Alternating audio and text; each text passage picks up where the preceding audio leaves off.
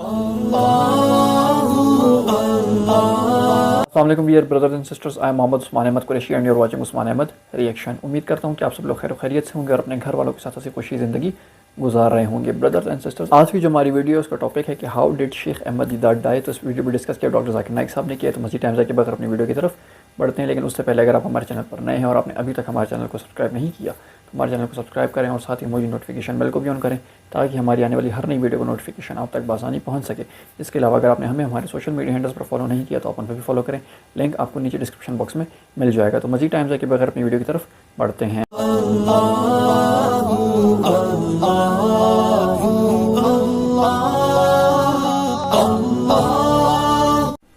Many Christians allege that Shiekh Ahmed Deedat got a disease that affected his tongue because he lied about the gospel. Such allegations make me really upset.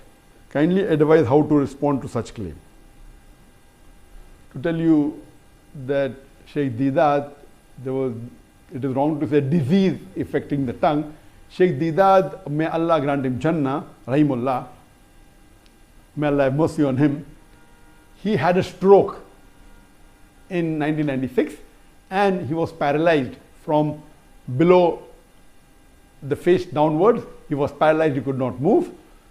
To say that Allah gave this as a punishment because he spoke against the gospel or he lied against the gospel is not true. And as I mentioned in my earlier answer, that calamity or any disease, it may either be a punishment or it may be a test. How do you realize that whether any calamity is a test or a punishment? If the person is on the straight path, then that calamity is a test. And Allah wants to test that servant of his, that if I increase the calamity, will the person yet have faith in me or not? And if the person, even after a calamity befalls him or her, yet the faith is strong, then Allah subhanahu wa ta'ala gives a higher reward and Allah will grant him a higher status in Jannah. So Allah tests his servant. That's the reason our beloved Prophet ﷺ said, the maximum difficulties amongst the human beings are put on the Ambiyas, on the prophets, on the messengers of Allah, because they have the highest caliber. So compared to the other human beings, all the Ambiyas, and Allah subhanahu wa ta'ala has sent 124,000 prophets on the face of the earth. All these prophets were tested much more than a normal human being. That means they will get a much higher status in Jannah than the other human beings.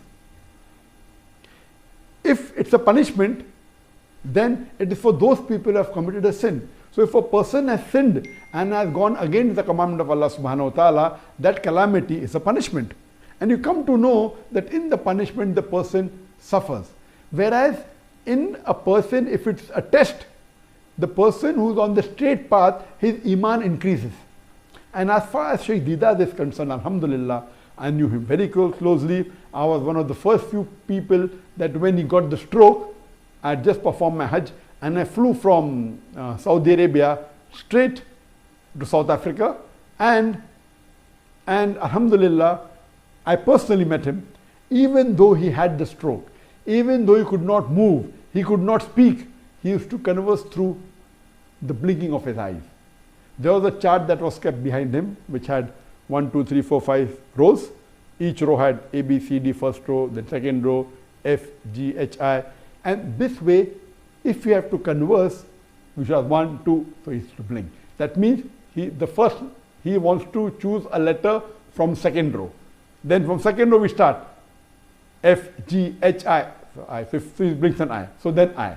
So in this way, he could convey his message by spelling it out. And once you get used to it, you can do it very fast.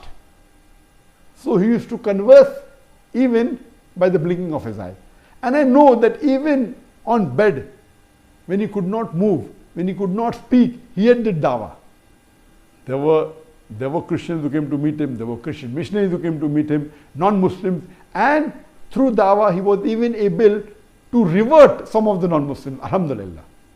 He wrote long messages and he even encouraged me, and he even dictated a message on the plaque the best award that I've got from anyone, the best plaque, is the plaque given by Shiekh Ahmed Deedat to me in the year 2000, in which he dictated the message that, son, what you have done in 4 years had taken me 40 years to accomplish, alhamdulillah. So this he dictated with his eyes, even though he could not speak. And that plaque really, mashallah, gave a lot of encouragement to me. And if there is a person who is responsible, who is a catalyst for me to change from a doctor of a body to doctor of a soul, it is Shiekh Ahmed Deedat. And inshallah, even he will get all the thawab, that whatever little bit I've done in the field of dawah, may he get the thawab without reducing my thawab. So alhamdulillah, Shiekh Ahmed Deedat was for 9.5 years on the bed. He could not move, but yet you could see his passion. You could see his striving for dawah. So according to me, if you see the striving, you see the passion, there was no remorse in him that, what he did was wrong. He continued his dawah. This means Allah subhanahu wa ta'ala, according to me, wanted to give a higher status to Shiekh Deedat.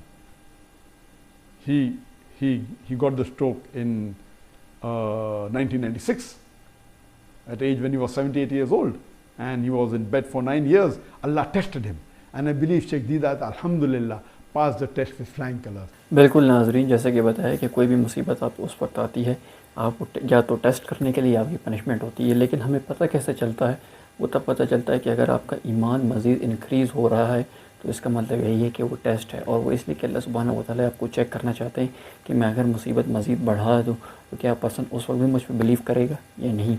और क्योंकि आपको पता है punishment में बंदा suffers करता है तो आपको उसमें से भी वाज़ेह पता चल जाता है। लेकिन अगर आपका ईमान इंक्रीज़ हो रहा है, आपका अल्लाह सुब्हानहू व तआला पे ट्रस्ट और इंक्रीज़ हो रहा है, तो इसका मतलब क्या है कि वो आजमाइश है। जैसे कि बताया, शेख अहमद दीदात को 1996 में पहला स्ट्रोक आया था और वो 9.5 साल बिस्तर पे थे, यानी कि ही कुड नॉट मूव। लेकिन उस वक्त भी उन्होंने दावा का काम जारी रखा। वो जैसे कि ब्लिंकिंग ऑफ आइज से अपना मैसेज डिक्टेट करवाते थे और लिखते थे, और उस वक्त भी वो काफ़ी लोगों को उन्होंने रिवर्ट किया, यानी कि इस्लाम की तरफ दावत दी, इस्लाम की तरफ बुलाया।